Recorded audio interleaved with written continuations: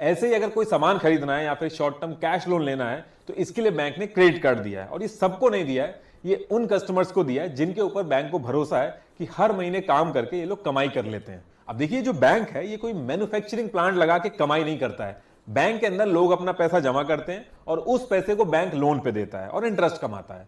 और ये जो इंटरेस्ट है ये एक मेजर तरीका होता है बैंक का पैसे कमाने का। इसलिए जितना ज्यादा लोग लोन लेंगे उतना बैंक का फायदा होगा। अब बैंक से लोन लेना एक बहुत ही कॉम्प्लिकेटेड प्रोसेस है। बैंक के चक्कर लगाने होते हैं, वेरिफिकेशन होते हैं, कैंसिल चेक दो, बहुत सारी चीजें होती हैं।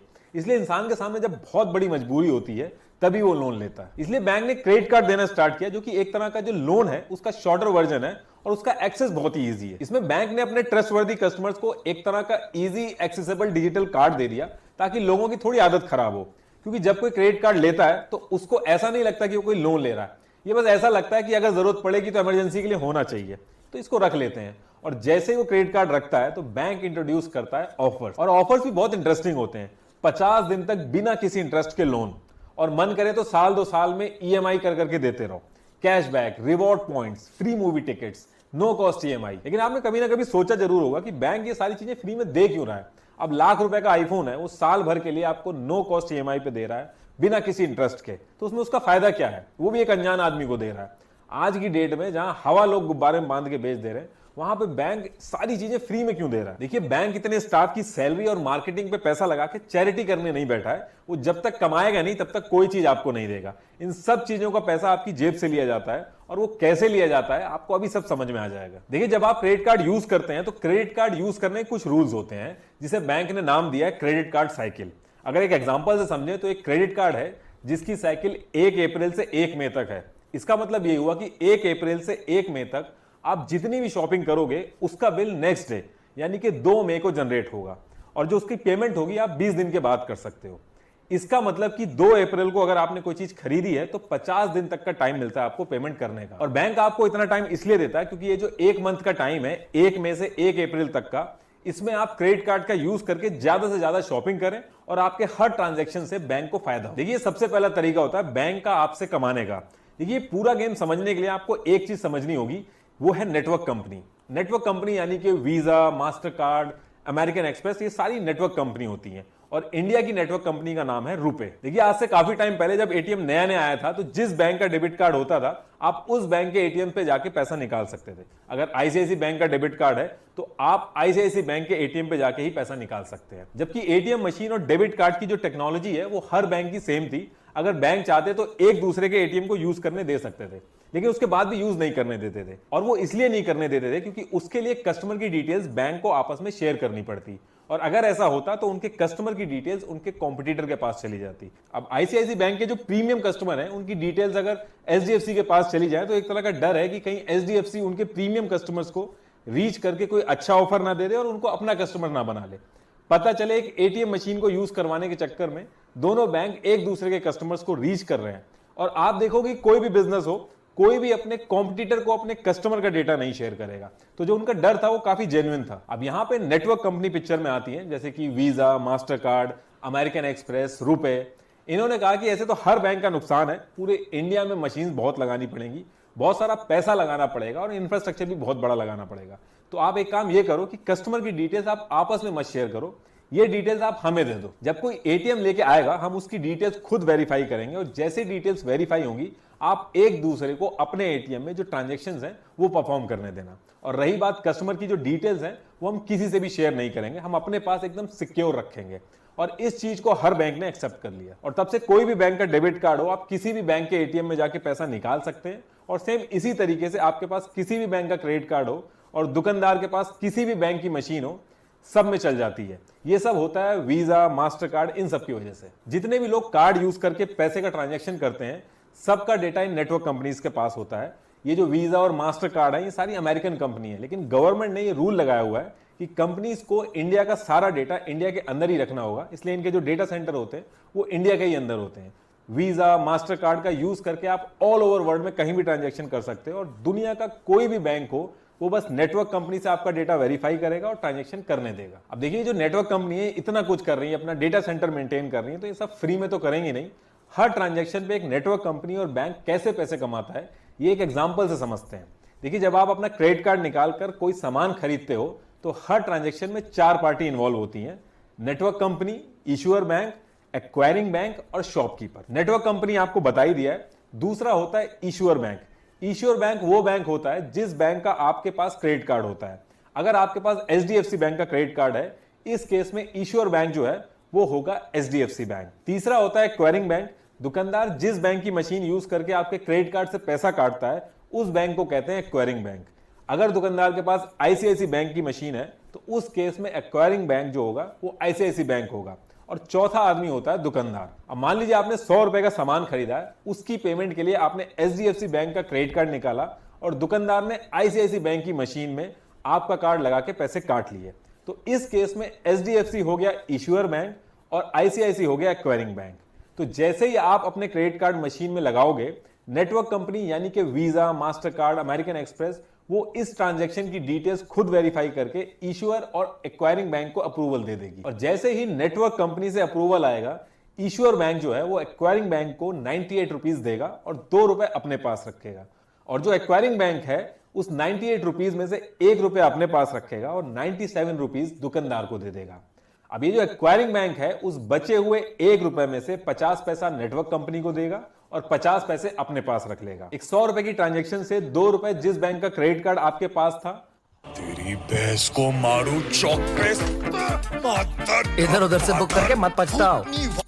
और 50 पैसे अपने पास रख लेगा। एक 100 रुपए की ट्रांजैक्शन से 2 रुपए जिस बैंक का क्रेडिट कार्ड आपके पास था उसने कमाया, 50 पैसे नेटवर्क कंपनी ने कमाए और बाकी 50 पैसे जिस बैंक की मशीन थी उसने कमाया। देखिए, ये जो चीज है ये मैंने सिर्फ समझाने के लिए बताई थी, बाकी जो परसेंटेज होता है ये चेंज होता रहता है। आप देखोगे यही रीजन है कि दुकानदार मना करता है या फिर पैसे ज्यादा मांगता है जब आप उसको क्रेडिट कार्ड दिखाते हो।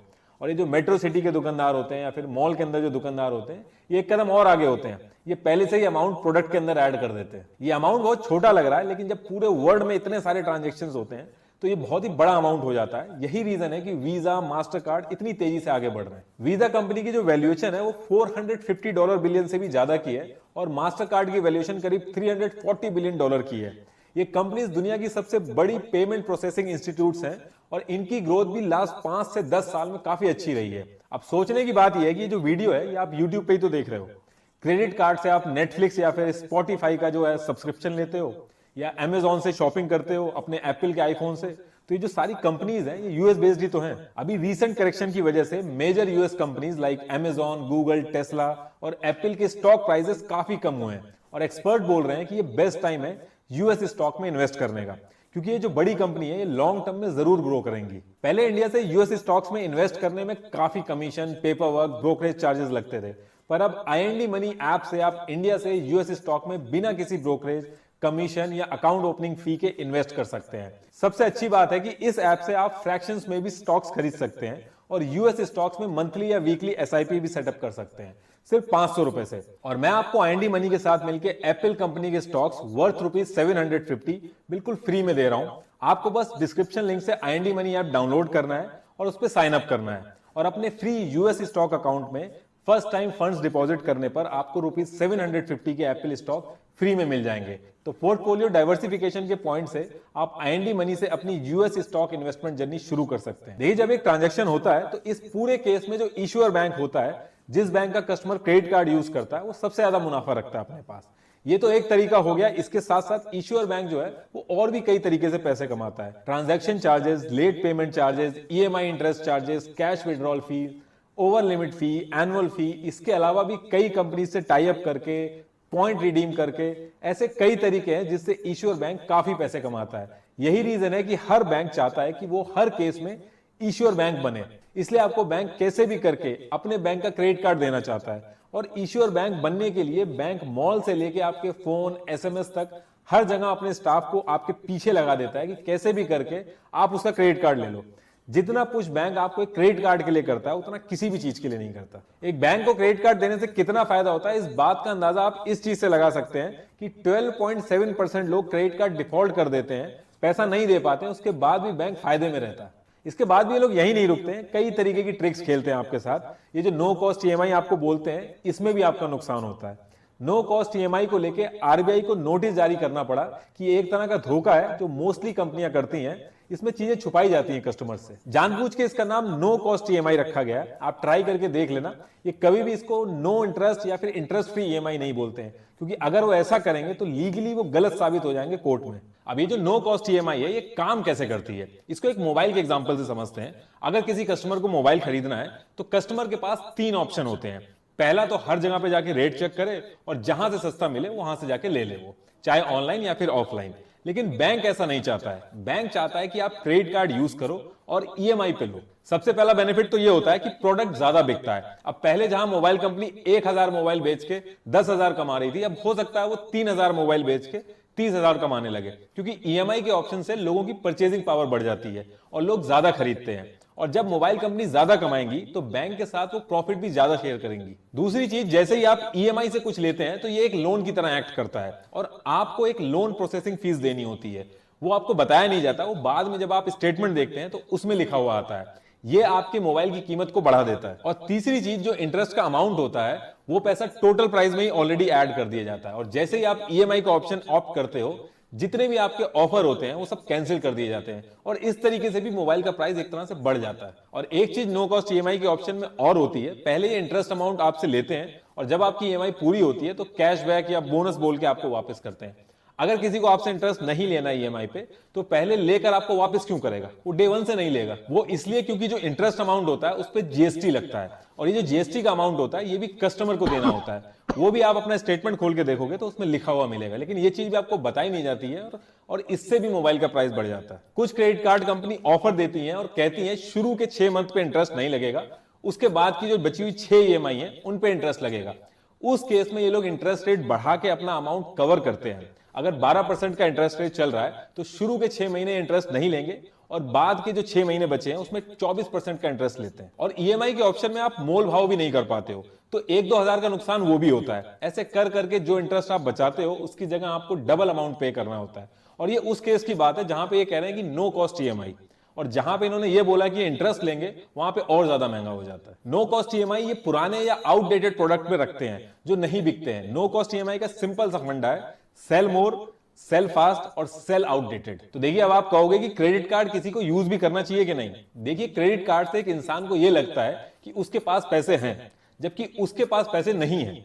अगर आप इसको ध्यान से देखो तो एक तरह से आप उधार लेके सामान खरीद रहे हो। अब इसमें आप ये भी कह सकते हो कि इसमें कौन सी बहुत बड़ी चीज है, किसी के आगे पैसे तो नहीं मांगने पड़ रहे, कोई लोन तो नहीं लेना पड़ रहा है, थोड़ा बहुत पैसा ज्यादा भी लग रहा है तो क्या हुआ, इज्जत तो बची हुई है। देखिए, बैंक से लोन या किसी से उधार जब आप लेते हो तो वो बहुत ही जरूरी काम के लिए लेते हो। आप अपना अगर क्रेडिट कार्ड के स्टेटमेंट उठा के देखोगे तो जो भी आपने सामान लिए हैं आप उसको नोटिस करिएगा, क्या वो बहुत ही एक्स्ट्रा इमरजेंसी वाले काम के लिए आपने वो इसको यूज किया। आपकी बाइंग कैपेसिटी को बढ़ा के आपकी आदत खराब की जाती है ताकि वो सामान भी आप खरीद पाओ जो आपको नहीं खरीदना चाहिए। आप बताइए, अगर ईएमआई का ऑप्शन नहीं हो तो इतने ही लोग आईफोन खरीदेंगे एक साथ इतना सारा पैसा देके। लेकिन ये ईएमआई के ऑप्शन की वजह से जिसकी सैलरी 30 से 35 हजार है वो भी आईफोन खरीद रहा है, और ये आपको एक डेट ट्रैप की तरफ फंसाता है।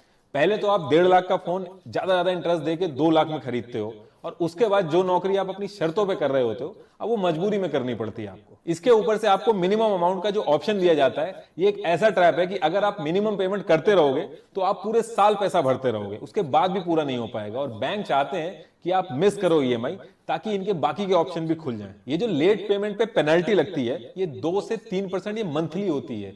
अगर 2% मान के चलें तो 24% होता है साल का, ये बहुत ही ज्यादा है। अगर आप इंटरेस्ट एक दिन लेट हो जाते हो तो ये एक दिन का इंटरेस्ट नहीं लेते हैं, 45 डेज पे इंटरेस्ट लगाते हैं। आपने पुरानी मूवी में देखा होगा, जो जमींदार होता है वो गरीबों की जमीन गिरवी रखता है और उनको पैसे देता है, पूरी जिंदगी वो काम करवाता है उनसे, उसके बाद भी वो पैसा पूरा नहीं होता। क्रेडिट कार्ड मॉडर्न टाइम का वो जमींदार है जिसको सही से अगर यूज नहीं किया तो आपको बहुत बड़ी दिक्कत में डाल देगा। देखिए, क्रेडिट कार्ड अगर सही से यूज किया जाए तो एक बहुत ही अच्छा टूल है। देखिए, सबसे पहली चीज, आपको क्रेडिट कार्ड से वही चीज खरीदनी है जिसका पैसा आपके पास हो, इस उम्मीद में कि आगे पैसे आ जाएंगे, कल अमीर हो जाएंगे। ये सब सोच के जब आप प्रोडक्ट बिना सोचे समझे खरीदेंगे तो आप एक डेट ट्रैप में फंसेंगे। मान लीजिए आपको 1.5 लाख का आईफोन देना, आप उसको क्रेडिट कार्ड से भी ले सकते हो। अब जो पैसा आपने आईफोन देने के लिए रखा था उसको आपको 50 दिन के बाद देना है। उस पैसे को आप शॉर्ट टर्म एफडी की तरह भी यूज कर सकते हो जो 1 मंथ के लिए होती है, और जो उससे इंटरेस्ट आएगा उसको आप यूज करके एक तरह से अपना आईफोन सस्ता भी कर सकते हो। देखिए, क्रेडिट कार्ड आप जब भी यूज करें हमेशा फुल पेमेंट करनी है आपको। मिनिमम अमाउंट देने के चक्कर में ना पड़े। और कुछ जगह पे आपको क्रेडिट कार्ड बिल्कुल नहीं यूज करना है, जैसे कि पेट्रोल पंप, यहां पे 1% सर्विस फी और अराउंड 7.2% जीएसटी लगता है।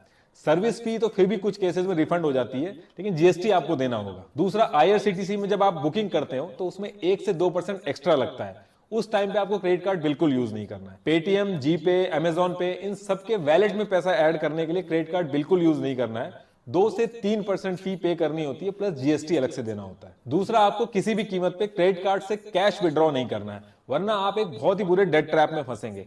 बैलेंस ट्रांसफर, यानी कि एक क्रेडिट कार्ड से दूसरे क्रेडिट कार्ड को पे नहीं करना है। इंटरेस्ट रेट और प्रोसेसिंग फीस एक्स्ट्रा लगेगी। इंश्योरेंस या फिर जो एलआईसी के प्रीमियम होते हैं, इसको भरने के लिए क्रेडिट कार्ड बिल्कुल यूज नहीं करना। 1 से 1.5% एक्स्ट्रा लगता है इसमें। क्रेडिट कार्ड का जो बिल जनरेट होता है उसको कैश या फिर चेक से भी नहीं भरना चाहिए, उसमें भी एक्स्ट्रा चार्जेस देने होते हैं 300 से 500 तक। और जब आप क्रेडिट कार्ड ले रहे हैं तो उस समय भी आपको ध्यान रखना है, पहली चीज आपको यह देखनी कि आपके टाइप का क्रेडिट कार्ड हो। आप साल में 1 या 2 बार फ्लाइट यूज कर रहे हैं, उसके लिए आपने फ्लाइट और लॉन्च वाला क्रेडिट कार्ड ले लिया, तो वो आपके लिए बेनिफिशियल नहीं रहेगा। अगर आप अमेजॉन से ज्यादा चीजें खरीदते हैं तो अमेजॉन इंटीग्रेटेड कार्ड खरीदिए, ताकि आप जब ऑनलाइन शॉपिंग करें तो उसमें आपको बेनिफिट मिले। दूसरी चीज ये भी देखनी है कि अगर आप लेट पेमेंट करते हैं तो कौन सा कार्ड सबसे ज्यादा पेनल्टी ले रहा है। आपको इंटरेस्ट रेट भी कंपेयर करने हैं, और ये जो क्रेडिट कार्ड की एनुअल फी होती है ये भी आपको कंपेयर करनी है, या तो एकदम कम हो या फिर हो ही ना। और कुछ लोग ये भी कहते हैं कि ये फ्री कार्ड है, जिसमें पहले साल तो फीस नहीं लगती है, लेकिन उसके बाद अगर आप देखोगे तो वो चार्ज करना शुरू कर देते हैं। तो ये चीज भी आपको कंफर्म करनी है। और किस बैंक का कार्ड लेना है, ये आप ऑनलाइन अमेजॉन या फ्लिपकार्ट पे जाके 20-30 प्रोडक्ट्स को रिव्यू कर सकते हैं कि कौन से बैंक का कार्ड ज्यादा ऑफर दे रहा है। अब जो लोग क्रेडिट कार्ड के ट्रैप में ऑलरेडी फंस गए हैं और हर महीने मिनिमम पेमेंट देके अपना काम चला रहे हैं, देखिए मिनिमम पेमेंट देके आपका क्रेडिट कार्ड कभी खत्म नहीं होगा। आप पैसे देते रहेंगे लेकिन वो कभी खत्म नहीं होगा, क्योंकि इस पे जो इंटरेस्ट लगता है बहुत ज्यादा लगता है, वो 36% के करीब लगता है पूरे साल का। इससे अगर आपको छुटकारा पाना है तो सिर्फ एक ही तरीका है, या तो आप अपने किसी यार दोस्त से पैसा उधार लें और इसको पूरा करें, या फिर लोन उठाएं, पर्सनल लोन उठाएं, उससे पूरा करें। क्योंकि जो पर्सनल लोन होता है वो 14 से 15% पे मिलेगा, जो कि 30% से काफी कम होता है। एटलीस्ट जिस टाइम के लिए आपने पर्सनल लोन लिया उसमें खत्म तो हो जाएगा, क्योंकि मिनिमम पेमेंट अगर आप देंगे तो उससे खत्म नहीं होगा। आपके पास कोई भी लोन हो, चाहे कार लोन हो, होम लोन हो, पर्सनल लोन हो, ये चीज याद रखिएगा कि क्रेडिट कार्ड जो है वो आपको सबसे पहले खत्म करना है, क्योंकि